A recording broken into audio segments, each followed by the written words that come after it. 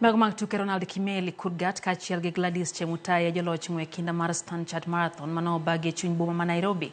Kurgat noloo ng'we kinda mar kilomita 42 bang' ringo kuom seche 2 dakika 13 gi nyiri 5. Kurgat noloo Dominic Kipkirui bet mano otieke thuolo mar 2 ka Peter Kwemoi notieke thuolo mar 3.